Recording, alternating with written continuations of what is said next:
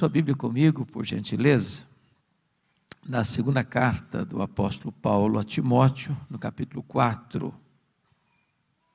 2 Timóteo, capítulo 4, a partir do verso 6.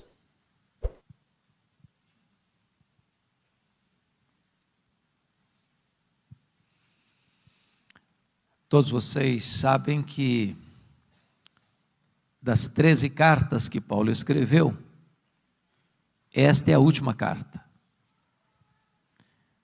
E Paulo escreve essa carta da sua segunda prisão em Roma. Ele escreve essa carta na masmorra mamertina, uma prisão insalubre, escura, fétida, de onde as pessoas saíam leprosas ou para o martírio. Paulo escreve essa carta não como um apóstolo, um pregador, mas ele escreve essa carta debaixo de uma pesada acusação de ser um malfeitor, um bandido, um criminoso. Acusado de ser o líder dos incendiários de Roma. Paulo escreve essa carta depois de ter todos os irmãos da Ásia o abandonado, e até Timóteo, seu filho, estar com vergonha dele. Paulo escreve essa carta depois de ser condenado à pena de morte, no corredor da morte, aguardando o dia da sua execução. É com esse sentimento que ele vai relatar para nós suas últimas palavras registradas na Bíblia antes de morrer. Portanto, o texto que vamos ler tem um peso enorme,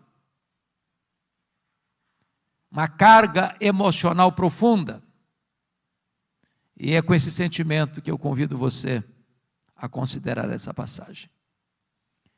Paulo escreve assim: quanto a mim, eu já estou sendo oferecido por libação, e o tempo da minha partida é chegado. Combati o bom combate, completei a carreira, guardei a fé. Já agora a coroa da justiça me está guardada, a qual o Senhor reto juiz me dará naquele dia. E não apenas a mim, mas a todos quantos amam a sua vinda. Procura vir ter comigo depressa, porque Demas, tendo amado o presente século, me abandonou e se foi para Tessalônica. Crescente foi para a Galácia, Tito para a Dalmácia. Somente Lucas está comigo. Toma contigo Marcos e traze-o, pois me é útil para o ministério. Quanto a Tíquico, mandei-o até Éfeso. Quando vieres, traz a capa que deixou em Trode, na casa de Carpo, bem como os livros, especialmente os pergaminhos. Alexandre, o latoeiro, causou-me muitos males. O Senhor lhe dará paga segundo as suas obras. Tu guarda-te também dele, porque resistiu fortemente às nossas palavras. Na minha primeira defesa, ninguém foi a meu favor, antes todos me abandonaram. Que isso não lhe seja posto em conta. Mas o Senhor me assistiu e me revestiu de forças, para que por meu intermédio a pregação fosse plenamente cumprida, e todos os gentios ouvissem, e fui libertado da boca do leão. O Senhor me livrará também de toda obra maligna, e me levará salvo para o seu reino celestial. A Ele glória pelos séculos dos séculos. Amém. Amém. Eu vou pedir permissão a vocês, para só voltar nesse texto, já no final da minha fala. Eu quero nesta noite apresentar a vocês o apóstolo Paulo. Este que foi certamente o maior evangelista, o maior missionário, o maior teólogo, o maior plantador de igrejas da história do cristianismo. Este homem que dos 27 livros do Novo Testamento escreveu 13. Este homem que percorreu as províncias do império, do Império Romano, plantando igrejas na província da Galácia, da Macedônia, da Caia, da Ásia Menor, que de Jerusalém o Ilírico realizou a obra de Deus. Eu quero apresentar a vocês este homem que pregou com liberdade ou na prisão, em lugares públicos ou em salões fechados, com saúde ou com doença, vivendo em paz ou perseguido, e que morre pobre, velho, cheio de cicatrizes, abandonado, acusado, condenado,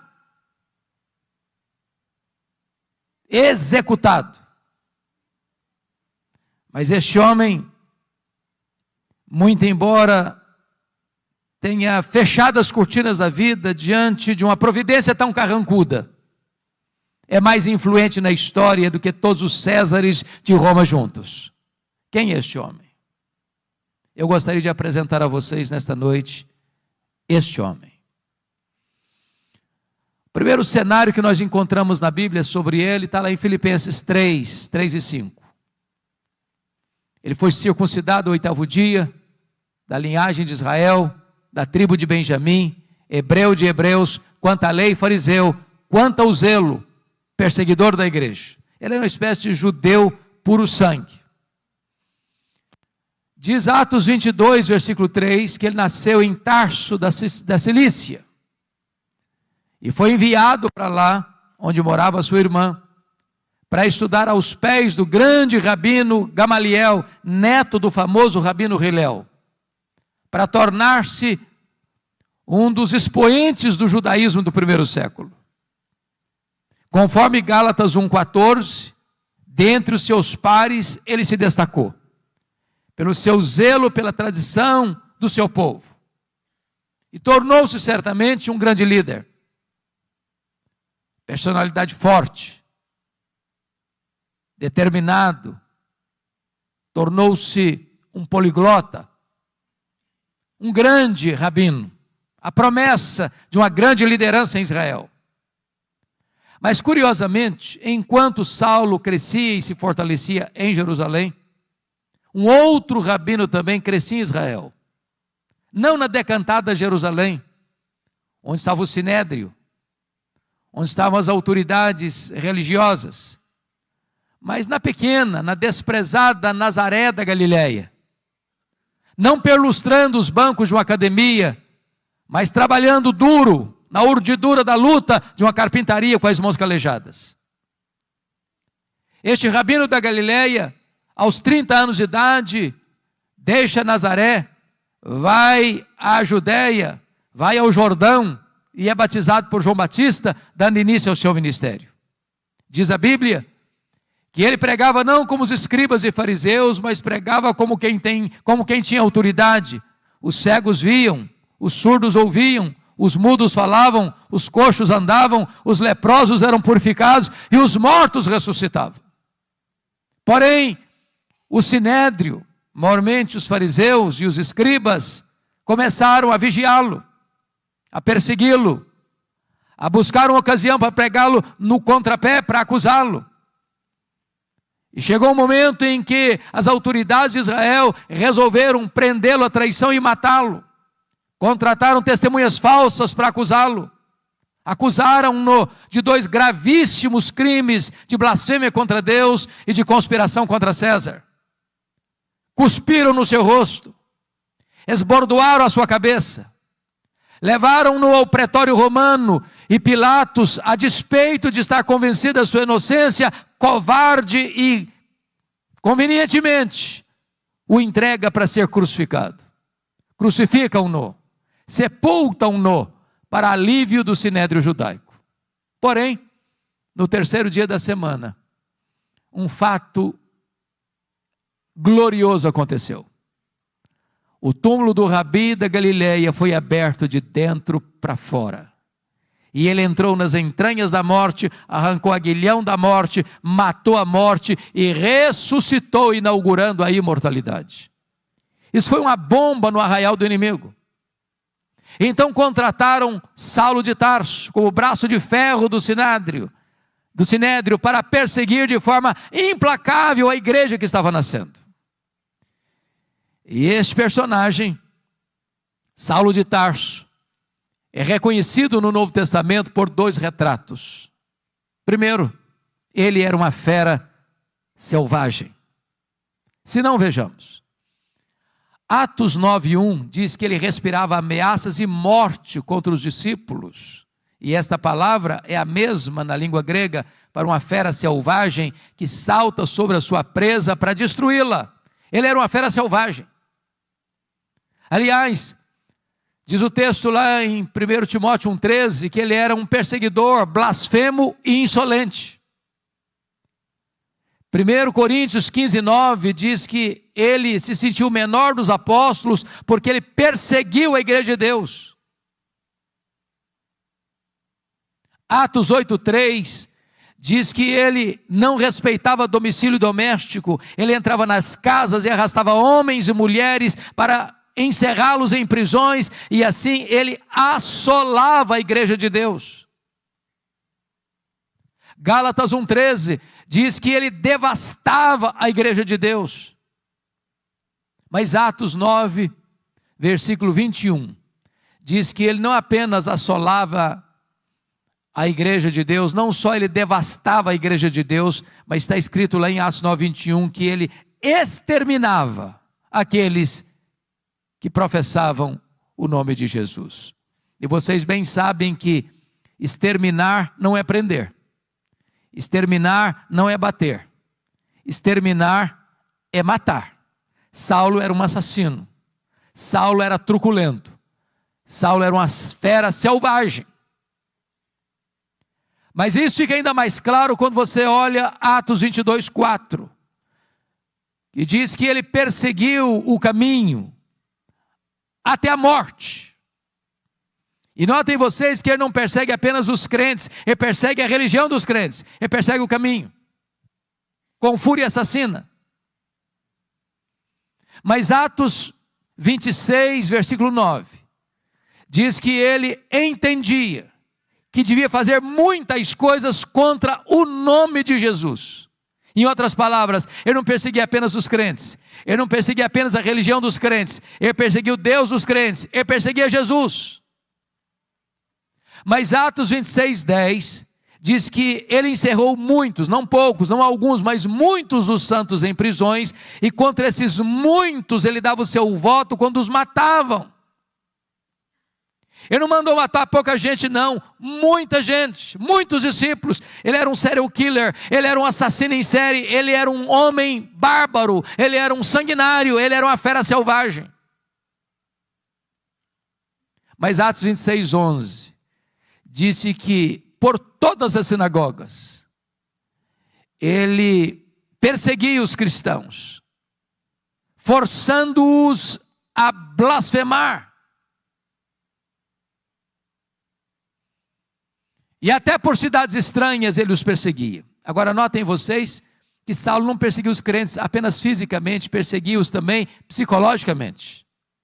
Ele entrava numa sinagoga e dizia para os crentes assim: ou você nega Jesus ou eu te prendo, ou você nega Jesus ou eu te bato, ou você nega Jesus ou eu te mato.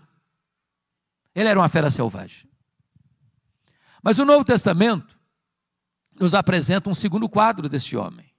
Ele não era apenas uma fera selvagem, ele era um touro indomável. Esta figura está lá em Atos 26:14. Quando o próprio Senhor Jesus Cristo aparece para ele no caminho de Damasco, quando ele furiosamente marchava para Damasco para prender os cristãos, e o Senhor disse para ele: Saulo, Saulo, por que me persegues? Dura coisa te é recalcitrares contra os aguilhões. Eu fui criado na região rural, e eu vi, pastor Lutero, muitas vezes, alguém amansando um boi para o trabalho doméstico. E o principal instrumento para se amansar um boi bravo e torná-lo dócil e útil é o aguilhão. É o aguilhão.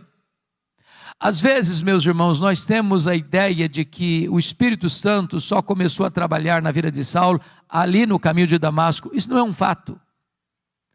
Todas as vezes que Saulo entrava numa casa e arrastava homens e mulheres para a cadeia, todas as vezes que Saulo entrava numa sinagoga e forçava os crentes a blasfemarem, e esses crentes, em vez de blasfemarem, estavam dispostos a sofrer e a morrer por causa da sua fé, e Saulo mandava matar essa gente que negava ou que recusava-se a negar a Cristo, era o Espírito Santo ferroando esse touro bravo, era o Espírito Santo picando a consciência deste homem selvagem, mas ele não quer se curvar, ele não quer ser amansado, até o dia que, caminhando ele para Damasco, o domador de touro bravos brada desde as alturas e o joga ao chão, e diz: Saulo, Saulo, por que me persegues? Dura coisa te é recalcitrares contra os aguilhões. O touro bravo está caído, o touro bravo está vencido, o maior perseguidor do cristianismo está convertido. Encerra-se aqui o primeiro capítulo da sua vida, abre-se um novo capítulo na sua história, a preparação de Saulo para o ministério. Diz a Bíblia que ele ficou cego, e ele é levado aqui da estrada de Damasco para a rua direita, na casa de Judas, onde fica 3 dias cego, orando. E então o Senhor aparece a Ananias em uma visão, lá em Damasco, e diz: Ananias, vá à rua direita, na casa de Judas, e impõe as mãos sobre Saulo, ele está orando, para que ele recobre a sua visão. E Ananias responde: mas Senhor, eu tenho ouvido de tanta gente quantos males tem feito este homem aos teus santos em Jerusalém. E o Senhor diz: vai, porque ele é para mim um vaso escolhido. Eu enviarei para longe aos gentios, aos reis, ao seu próprio povo, e eu lhe mostrarei o quanto importa sofrer pelo meu nome. Diz a Escritura que Ananias foi, que Ananias impôs sobre ele as mãos, escamas como que caíram dos seus olhos, ele ficou cheio do Espírito Santo, e ele se levantou, e ele foi batizado.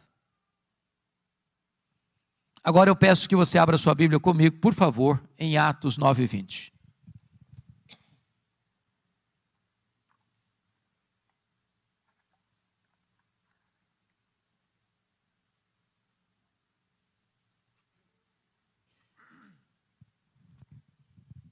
Veja você que logo que ele foi curado, logo que ele foi revestido com o Espírito Santo, logo que ele foi batizado, está escrito que então ele começa a pregar em todas as sinagogas de Damasco, afirmando que Jesus é o Filho de Deus.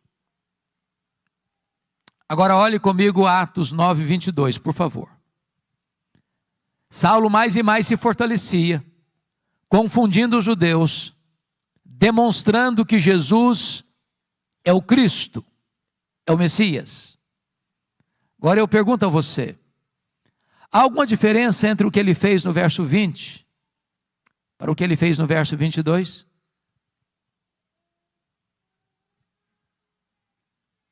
No verso 20 ele afirma que Jesus é o Filho de Deus. No verso 22 ele demonstra que Jesus é o Cristo, o Messias. Há uma profunda diferença. Demonstrar é provar uma tese detalhada, meticulosa e exaustivamente. A pergunta é: quanto tempo durou entre o que ele fez no verso 20 para o que ele fez no verso 22? Atos não responde esta pergunta. Dr. Ray Stedman, de quem falávamos agora há pouco, disse que há um intervalo aqui do verso 20 para o verso 22 de 3 anos. E onde Paulo esteve nesses 3 anos? Diz a Bíblia lá em Gálatas, capítulo 1, a partir do verso 13, que logo que ele foi convertido em Damasco, ele não subiu para Jerusalém onde estavam os apóstolos, mas ele foi para a região da Arábia, e lá ele ficou 3 anos, após o que ele retorna outra vez para Damasco, E a pergunta é: o que ele ficou fazendo 3 anos na Arábia? E a resposta é: um seminário intensivo com o Senhor Jesus.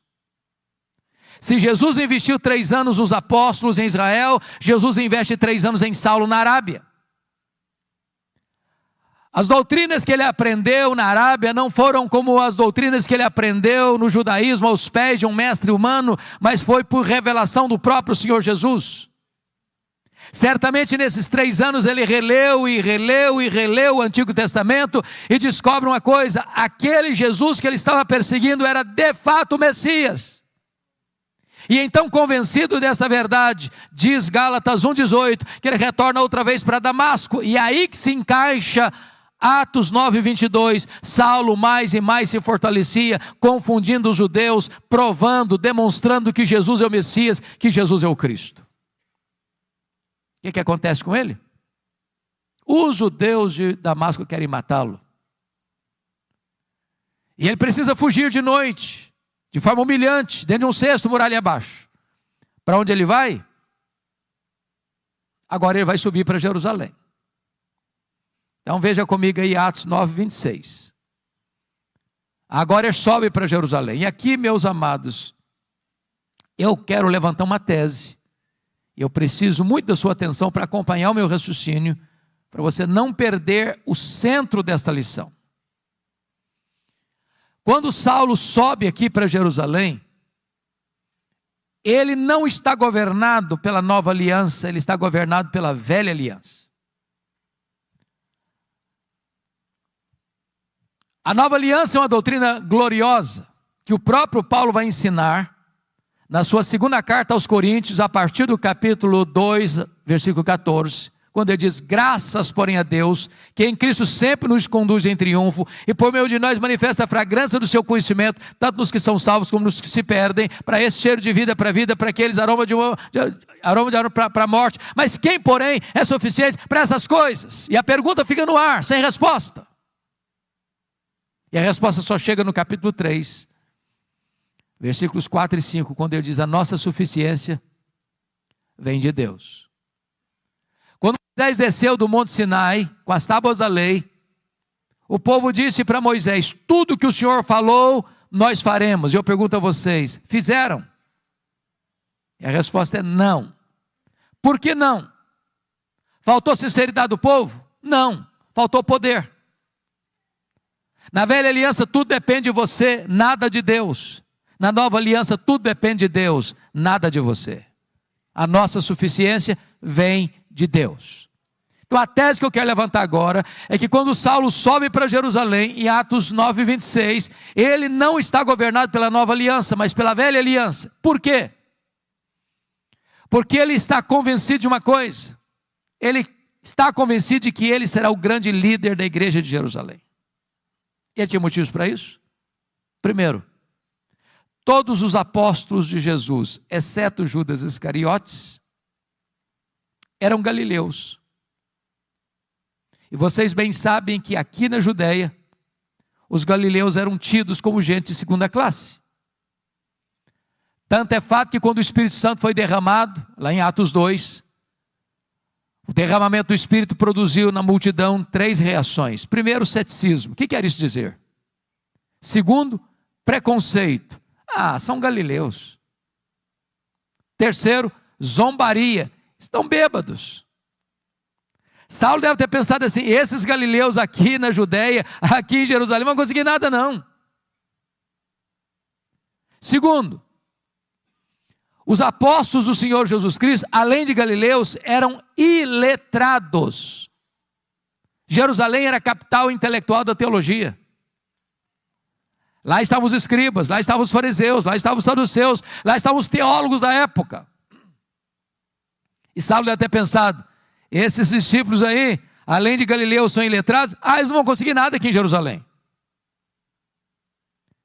Saulo deve ter pensado assim: eu tenho o melhor preparo, eu tenho o melhor currículo, eu tenho melhor performance, eu tenho as características que essa cidade precisa para que o evangelho deslanche aqui. Sabe o que aconteceu? Veja aí Atos 9,26. Quando ele chega em Jerusalém, Os discípulos, todos, não acreditaram na conversão dele. Pensaram que ele estava sabotando a fé para perseguir os cristãos e bater a porta da igreja na cara dele. Para quem queria ser líder, nem recebido foi. Aí Atos 9:27 diz que Barnabé o acolhe, que Barnabé o apresenta aos apóstolos, e que agora ele é acolhido na igreja, e agora ele tem desenvoltura na igreja, agora ele discute com os helenistas, os judeus nascidos fora de Israel, e de repente os helenistas tomam uma decisão: nós vamos matar Paulo. E aí Atos 9:29 diz que os discípulos se reuniram e falaram assim para Paulo: olha, você tem que ir embora da nossa igreja, dá para você ser nosso pastor não. Agora preste atenção no que eu vou lhes dizer. Não é fácil para um pastor estar convencido que deve ficar na igreja, quando os membros da igreja estão convencidos que deve ir embora da igreja. Não é fácil não. Mas sabe o que aconteceu com ele? Ele não foi embora. Mas não era só os crentes que queriam que ele fosse embora não. Atos 22, versículo 17, diz que ele estava no templo orando, quando o Senhor aparece para ele numa visão e diz: vai embora de Jerusalém, porque eles não vão te ouvir.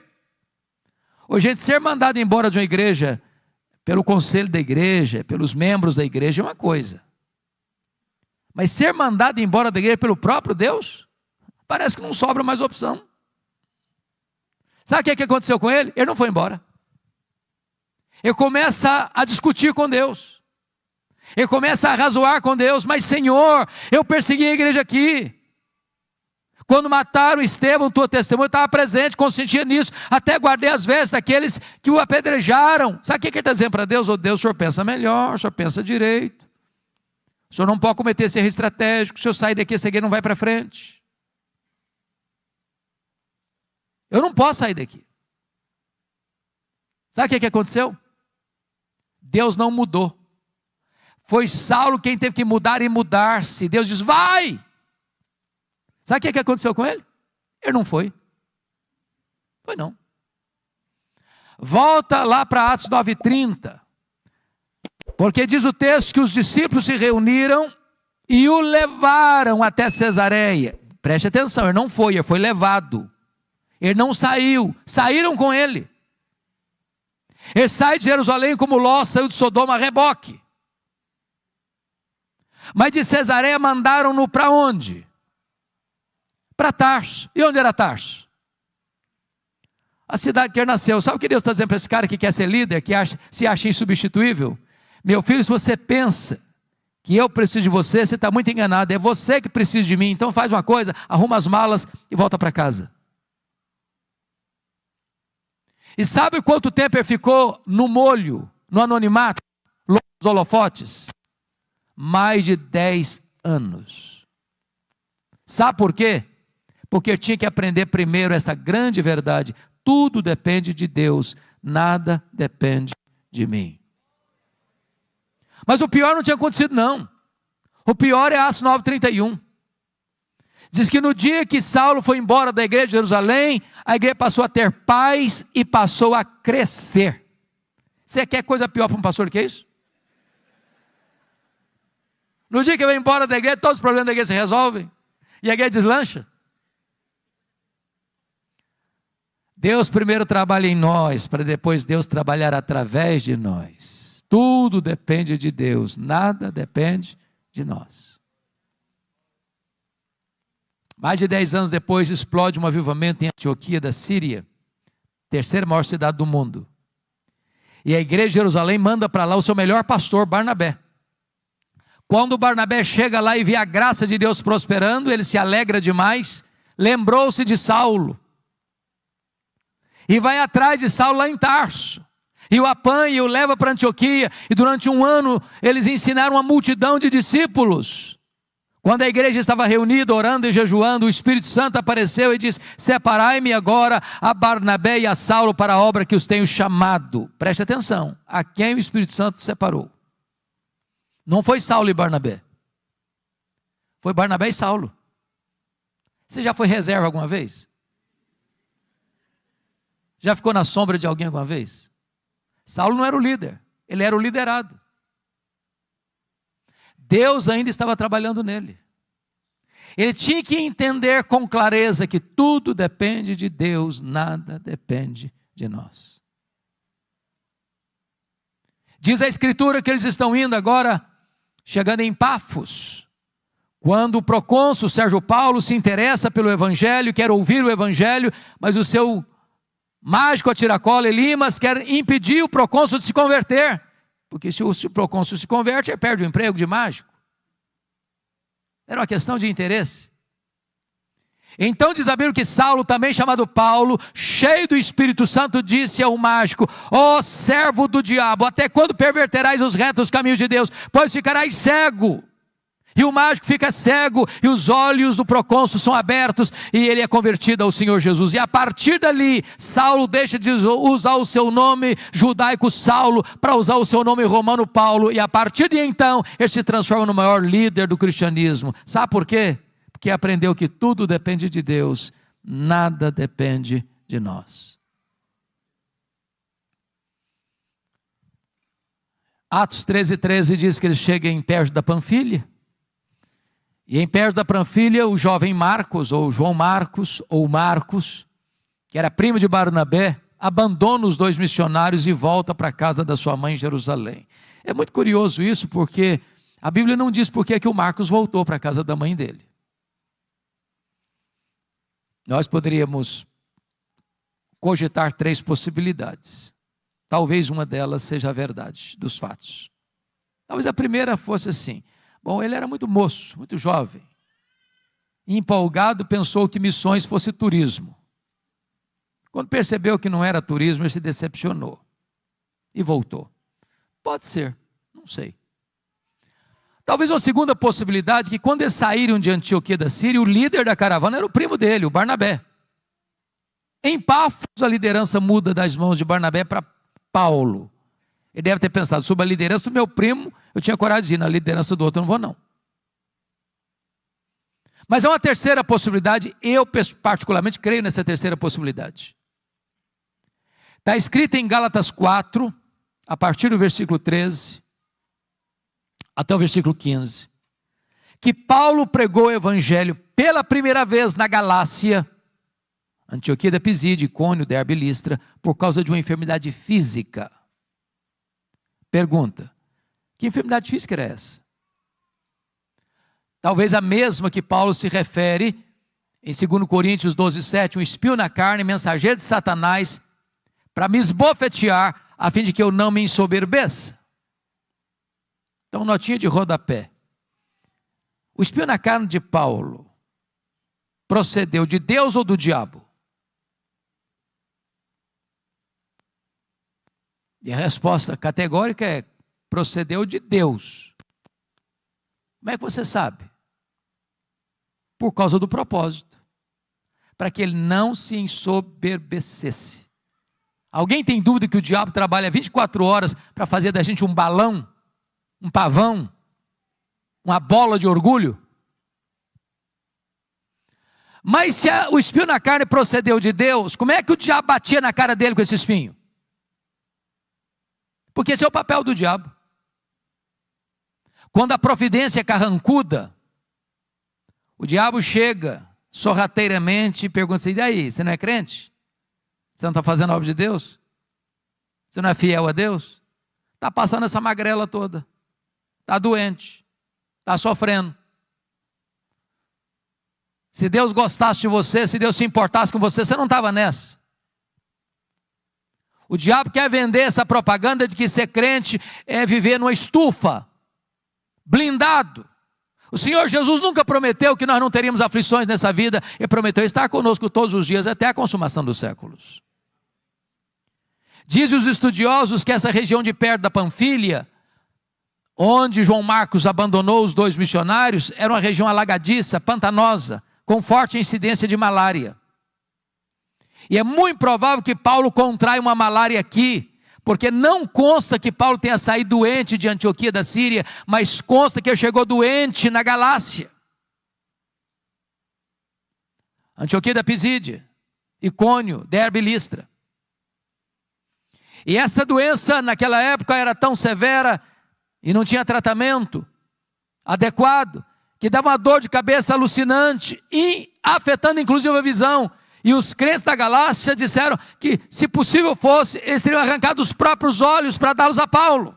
Dá-nos a impressão que Paulo tinha um problema de visão. É por isso que ele propriamente não escrevia suas cartas, ele usava uma pessoa para escrever e depois pegava a pena para dar a sanação final. Talvez por isso ele chamou o sumo sacerdote parede branqueada, porque via tudo meio lusco-fusco. Bom, o certo é que o João Marcos retorna para a casa da mãe dele. E os dois missionários sobem as montanhas do Cáucaso e chegam lá em cima, na Galácia do Sul, e pregam com poder, com graça, com dureza, com lágrimas, com sangue, mas deixando para trás igrejas estabelecidas, lideranças eleitas e a igreja marchando vitoriosamente. Agora eles retornam para a igreja base, a igreja de Antioquia da Síria, e observe comigo que está escrito aí em Atos 14, 26 e 27. Reunida a igreja, relataram quantas coisas fizera Deus, e como Deus abrira a porta do evangelho para os gentios. Preste atenção nisso. Há espaço para testemunho na igreja, mas não há espaço para projeção humana na igreja. Eles não relataram quantas coisas fizeram eles relataram quantas coisas fizera Deus. Quem faz a obra é Deus, nós somos apenas os instrumentos.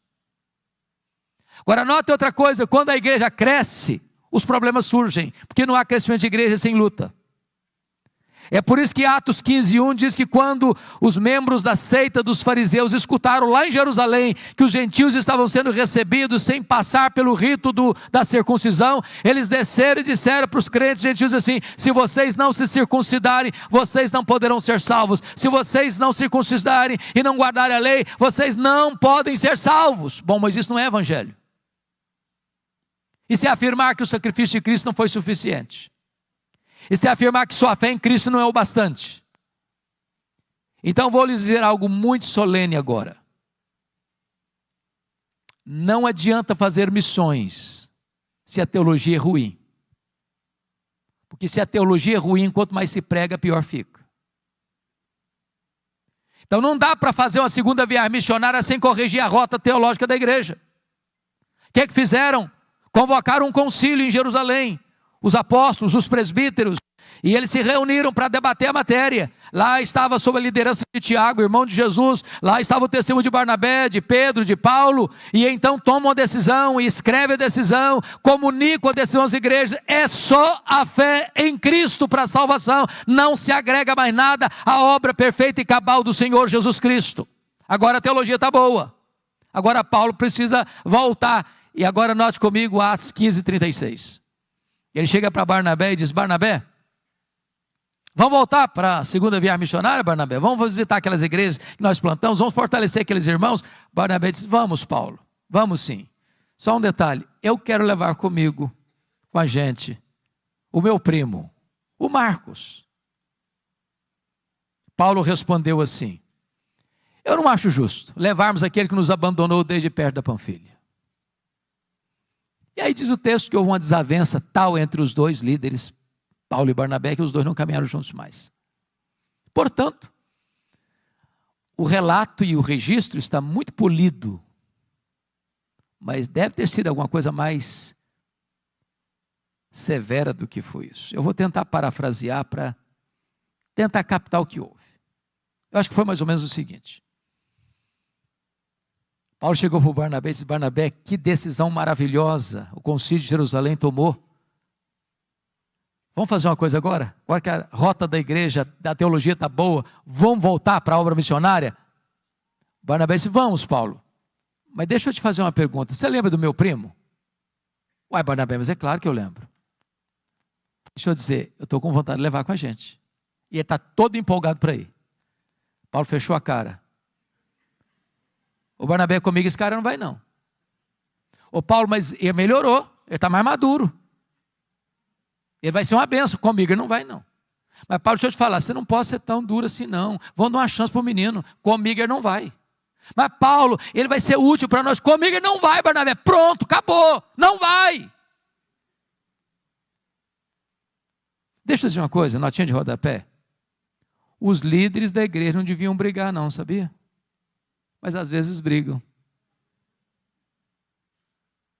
Mas até quando os líderes brigam, o plano de Deus não pode ser frustrado. Porque agora, em vez de uma caravana, tem duas.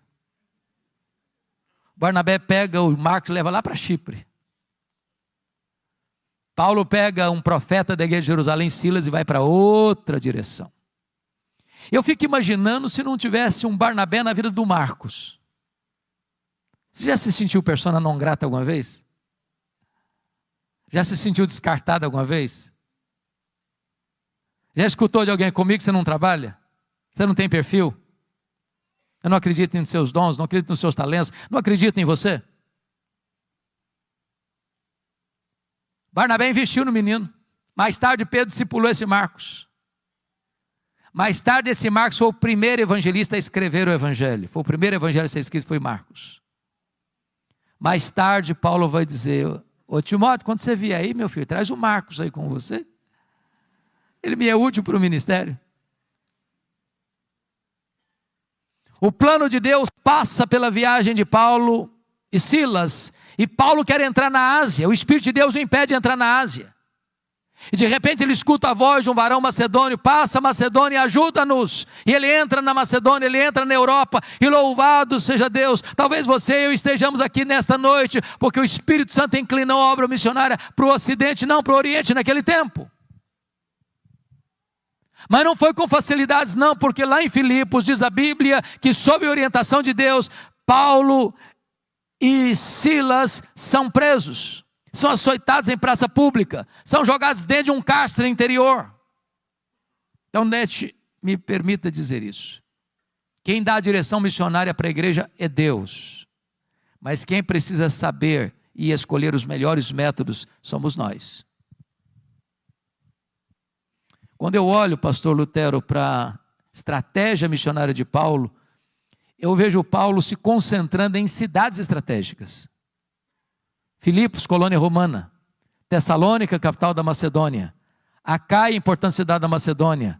Atenas, cidade mais intelectual do mundo. Corinto, capital da Caia. Éfeso, capital da Ásia Menor. O que Paulo está entendendo é o seguinte: se você planta igrejas estratégicas em lugares estratégicos, essas igrejas vão plantar igrejas em toda a micro-região. Agora, mesmo tendo a direção de Deus, escolhendo os melhores métodos, você não tem vida fácil. Porque Paulo foi açoitado em Filipos, Paulo foi escorraçado de Tessalônica, Paulo foi enxotado de Bereia, Paulo foi chamado de tacarela em Atenas, Paulo foi chamado de impostor em Corinto. Ele vai para a terceira viagem missionária, dedicando-se 3 anos em Éfeso, e lá ele enfrenta feras, e ele diz que enfrentou lutas maiores que as suas forças. Mas notem, depois de 3 anos em Éfeso, onde ele experimenta um grande avivamento, e onde ele planta igrejas direto ou indiretamente em toda a província da Ásia Menor, como Esmirna, Pérgamo, Tiatira, Sardes, Filadélfia, Laodiceia, Colossos, Hierápolis, agora ele está retornando para Jerusalém por uma razão. Vocês se lembram que havia uma profecia de Ágabo, relatada lá em Atos 11, de que haveria uma fome no mundo, no período do imperador Cláudio, que governou o Império Romano do ano 41 ao ano 54. Esta fome chegou. E Atos 18:2 diz que o imperador Cláudio expulsa os judeus que viviam em Roma. E diz Gálatas 2:10 que Paulo assume um compromisso com os líderes da igreja de Jerusalém, que ele iria para os gentios, mas ele não se esqueceria dos pobres. Em outras palavras, evangelização, obra missionária e socorro aos necessitados não são coisas que estão em conflito, mas caminham juntas. Então você vai notar, 2 Coríntios 8, 9, e também 1 Coríntios capítulo 16, e também Romanos 15, que Paulo está levantando uma coleta, uma oferta especial para os pobres da Judéia, nas igrejas gentílicas das províncias da Galácia, da Macedônia, e da Acaia e da Ásia Menor. E ele está levando essas ofertas para Jerusalém. Quando ele chega e desembarca em Cesareia Marítima, Ágabo o prende com um cinto e diz: é isso que eles vão fazer com você lá em Jerusalém. Os discípulos tentam demovê-lo, Ele disse: vocês estão fazendo comigo? Eu estou pronto não só a ser preso em Jerusalém, eu estou pronto a morrer por Jesus em Jerusalém. E ele chega lá, e ele entrega as ofertas, e ele é preso. 40 judeus entram em voto de anátema, dizendo: nós não vamos comer, nós não vamos beber, enquanto nós não matarmos Paulo. A notícia vaza, chega o sobrinho de Paulo, ele vai e comunica a Paulo, que comunica ao comandante, e naquela mesma noite Paulo é trasladado de Jerusalém para Cesareia Marítima, onde ficava todo o aparato militar de Roma, e Paulo fica ali 2 anos sendo acusado pelos judeus, sob a égide dos governadores Félix e Festo. Agora preste atenção nisso. Com a mudança de governo de Félix para Festo, toda transição de governo é época de reivindicações. Então, o Sinédrio jeitosamente disse para o governador Festo: ô governador, esse preso aí está no fórum errado. O fórum dele não é Cesareia, é Jerusalém. Então, quem deve julgar esse homem não é o governador, não é uma questão política, não interessa a Roma isso, é uma questão puramente religiosa. Nós somos o fórum adequado, legítimo, onde ele deve ser julgado. Mas queriam matar Paulo na estrada. Paulo percebe a traição e diz para o governador: eu sou cidadão romano, eu quero ser julgado diante de César. O governador diz: para César você quer ir? Para César você irá. Mas antes, Atos 23:11, diz que o próprio Senhor apareceu para Paulo em Jerusalém e disse: coragem, Paulo, assim como você deu testemunho aqui em Jerusalém, eu quero que você dê testemunho também em Roma. Paulo quer ir para Roma, Deus o quer em Roma, mas quando ele parte para ir para Roma, ele enfrenta um naufrágio. Você pode entender isso? Tinha 276 pessoas dentro daquele navio. O pânico, o medo tomou conta de todo mundo. 14 dias sem saber se era dia ou noite. Ninguém conseguia comer, era um pânico todo, a morte mostrava a carranca para eles. Quando tudo parecia perdido, um anjo de Deus apareceu para Paulo dentro do navio e disse: coragem, Paulo, ninguém vai morrer, eu entreguei toda essa gente na sua mão, mas é necessário que vocês vão dar numa ilha. E aí eles começam a orar. A oração mais óbvia que eu vejo na Bíblia, eu não encontro nenhuma oração mais óbvia do que essa. Sabe por que eles oraram? Para o dia amanhecer. Você já orou para o dia amanhecer? Porque o dia amanhece se você orar. E se você não orar, ele amanhece do mesmo jeito. Mas por que eles oraram para o dia amanhecer?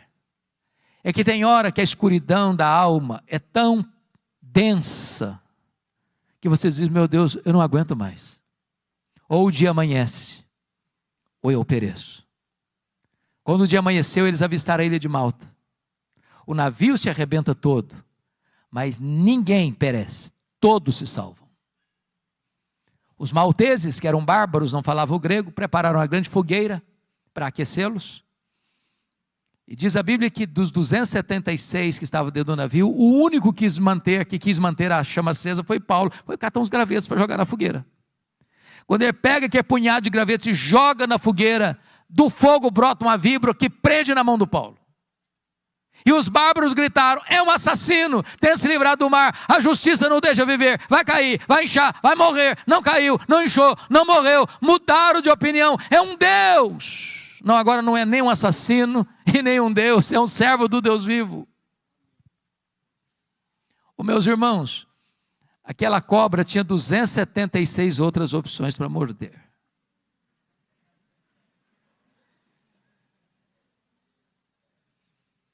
Pois bem, agora Paulo fica os 3 meses de inverno pesado ali na ilha de Malta, porque era a providência de Deus. Sabe por quê? O prefeito da cidade estava doente, Paulo orou por ele, o pai do prefeito estava doente, Paulo orou por ele, foi curado, os demais enfermos vieram, Paulo orou por eles, eles foram curados. Aí você aprende uma coisa: não foi a tempestade que levou Paulo para a ilha de Malta, foi a mão da providência divina. Tem hora que parece que a vida está de ponta cabeça, e Deus está escrevendo o capítulo mais emocionante da sua vida. Paulo chega em Roma não como gostaria de ter chegado. E queria ter chegado para ficar com a igreja, para encorajar a igreja, para ser abençoado pela igreja, para ser enviado para a Espanha pela igreja de Roma. Mas ele chega preso, chega algemado. Mas ele vai dizer na carta aos Filipenses 1:12 assim: meus irmãos, eu quero que vocês saibam que as coisas que me aconteceram têm antes contribuído para o progresso do Evangelho. Agora notem isso. Você poderia chegar para Paulo e perguntar assim: ô Paulo, que coisas lhe aconteceram? Que coisas, Paulo? Ele podia fazer um resumão para nós. Ele podia dizer o seguinte: olha gente, eu fui perseguido em Damasco, eu fui rejeitado em Jerusalém, eu fui abandonado em Tarso, eu fui apedrejado em Listra, eu fui açoitado em Filipos, eu fui escorraçado de Tessalônica, eu fui enxotado de Bereia, fui chamado de tagarela em Atenas, eu fui chamado de impostor em Corinto, eu enfrentei feras em Éfeso, eu enfrentei um naufrágio para Roma, fui picado por uma cobra em Malta, eu cheguei em Roma preso e algemado, mas eu quero que vocês saibam que as coisas que me aconteceram têm antes contribuído para o progresso do Evangelho. Se eu não creio em acaso, se eu não creio em sorte, se eu não creio em azar, se eu não creio em determinismo cego, se eu não creio que a mão de Deus dirige o seu destino. E porque ele está preso em Roma, em Filipenses 1, ele diz que 3 coisas aconteceram com ele. Primeiro, as igrejas foram mais encorajadas a pregar. Quando viram Paulo preso e trabalhando, se mexeram. O Ray Stedman, neste livro que nós comentávamos agora há pouco, A Dinâmica de uma Vida Autêntica, diz que um dos bons e eficazes métodos de crescimento de igreja, eu pessoalmente não gosto dele, é o seguinte: você quer ver a igreja crescer? Bote os pastores na cadeia e a igreja crescerá.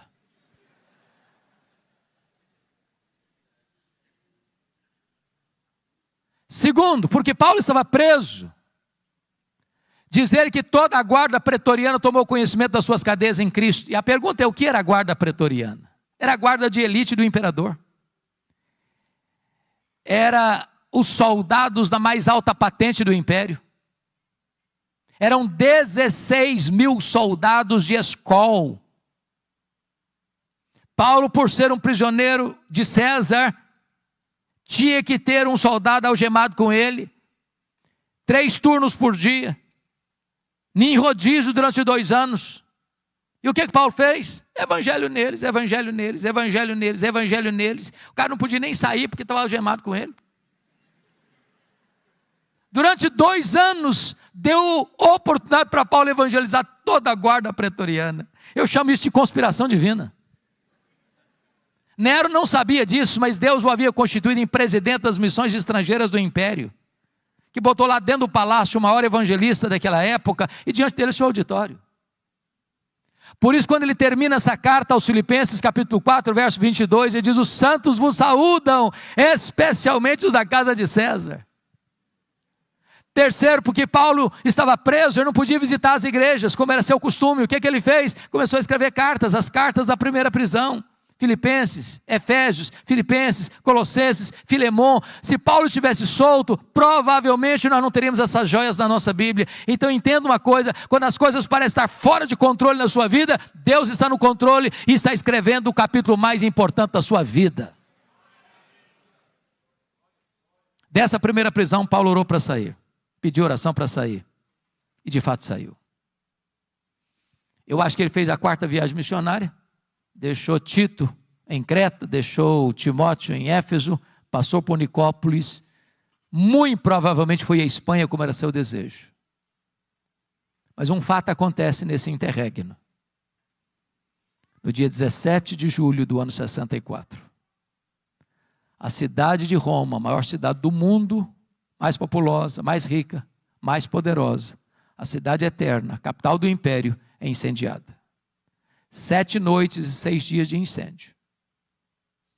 Quando o incêndio acabou, o imperador assistia o espetáculo horrendo da torre de Mecenas, vestido de ator, tangendo a sua lira. Ele encontra um bom álibi para botar a culpa do incêndio de Roma nos crentes. Porque dos 14 bairros de Roma, 10 foram devastados. Mas os 4 que sobraram eram densamente povoados por judeus e cristãos. Ele põe a culpa do incêndio de Roma nos cristãos. Começa um verdadeiro massacre. Faltou madeira para fazer cruz, tamanha quantidade de crentes crucificados. Quando não tinha mais madeira para fazer cruz, os crentes eram cobertos de piche, amarrados nos postes e queimados vivos para iluminar as noites de Roma. Paulo, a essas alturas, já era o maior líder do cristianismo. Começam a caçá-lo, até que botam a mão nele, talvez em Trode, na casa de Carpo. não deu prazo de pegar seus livros, seus pergaminhos, sua capa surrada. E agora ele é jogado na masmorra mamertina, um lugar úmido, frio, insalubre, de onde as pessoas sejam leprosas ou para o martírio. Pois é de dentro dessa masmorra que ele escreveu o 2 Timóteo. E agora eu peço que você abra lá no texto lido, para nós encerrarmos. A pergunta é, como é que esse homem se sente?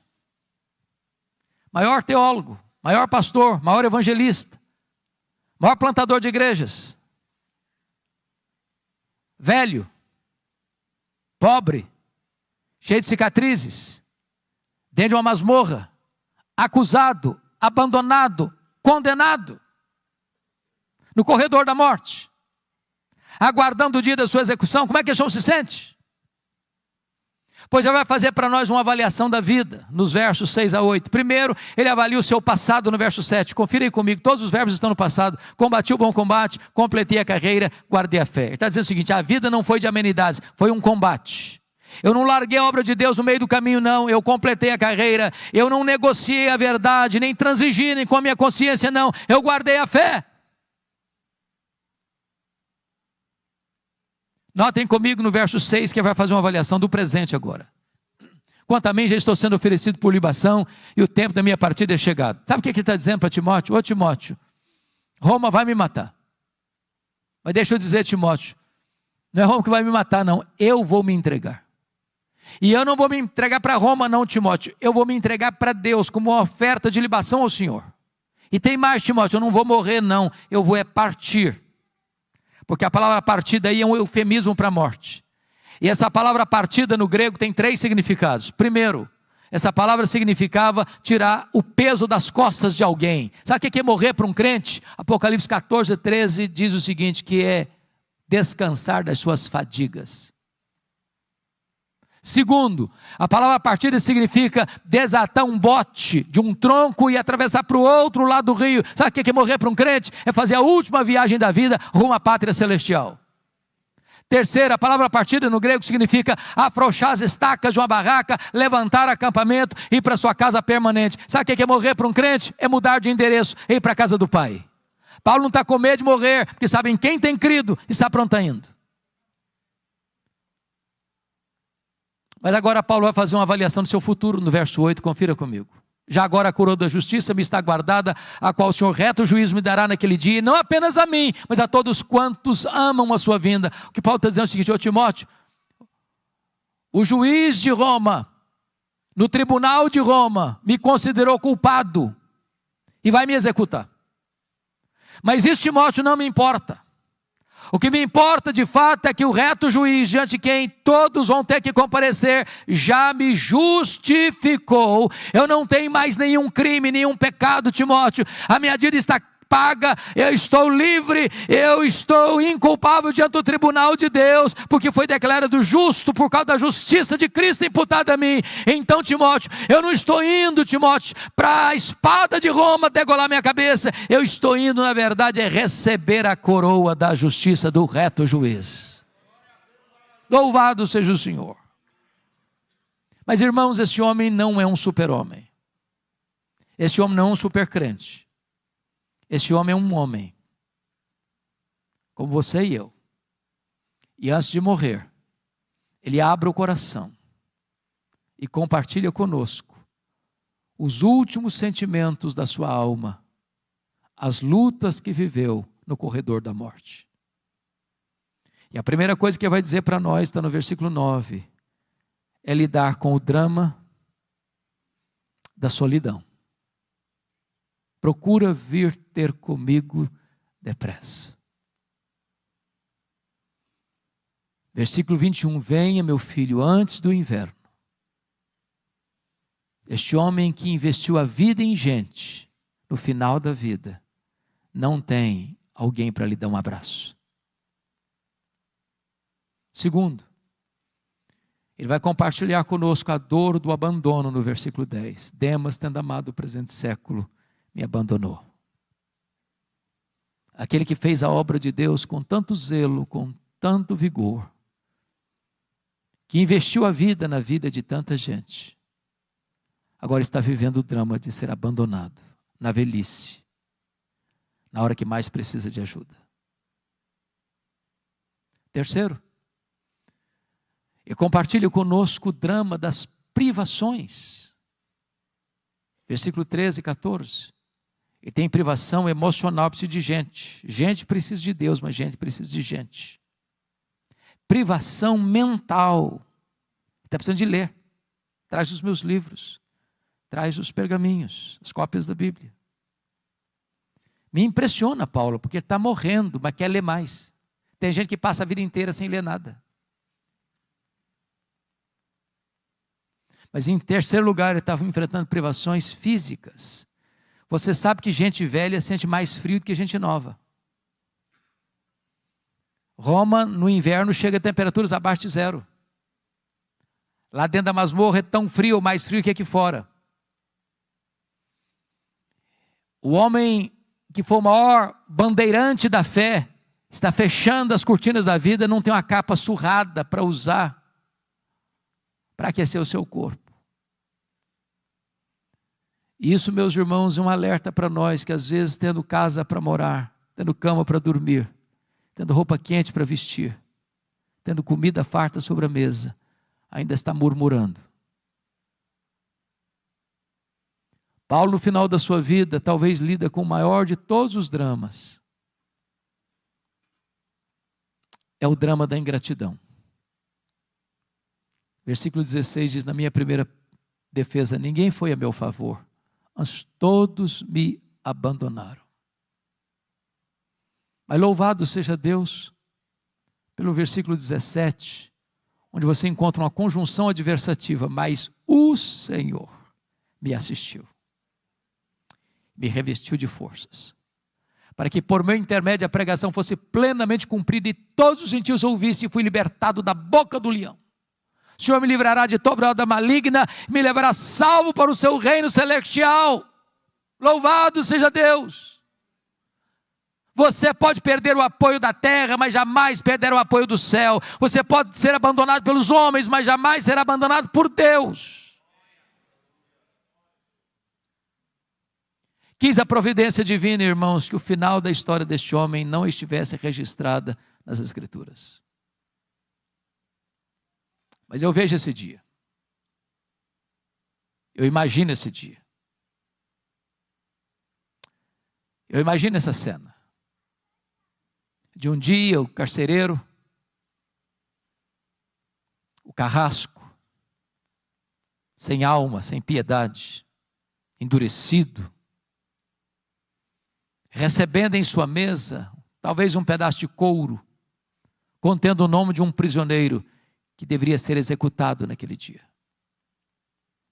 E eu imagino esse homem se levantando da sua cadeira, com passadas largas e pesadas, com um molho de chaves numa mão, uma tocha de fogo na outra. E eu vejo esse homem entrando, e abrindo aquela pesada porta de ferro.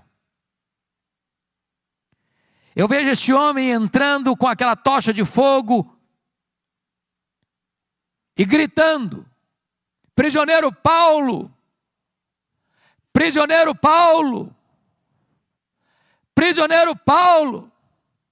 E lá no fundo o velho responde, sou eu estou aqui. Ele é acorrentado, ele é retirado da masmorra, é levado para o local da execução. E por ser certamente o prisioneiro mais conhecido e mais famoso de Roma, porque era o grande bandeirante da fé de todo o império, o carrasco lhe pergunte, você quer dizer algumas palavras antes de morrer? Talvez esperando que ele fosse expor a sua mágoa, sua revolta, sua dor, por ter sido acusado, maltratado, abandonado, reduzido à calamidade. Eu imagino Paulo respondendo assim, eu tenho alguma coisa para dizer. E talvez Paulo pudesse recordar do que escreveu para Timóteo. Nesta hora ele levanta os olhos aos céus e diz a ele, ao Senhor Jesus, glória pelos séculos dos séculos. Amém. Botou a cabeça no cepo. A espada de Roma tosou-lhe a cabeça. Cabeça para um lado, corpo para o outro. Tombou na terra como um mártir, mas foi recebido no céu como um príncipe. É este homem que diz hoje para você e para mim: sede meus imitadores, como eu sou de Cristo. Que Deus nos ajude. Amém.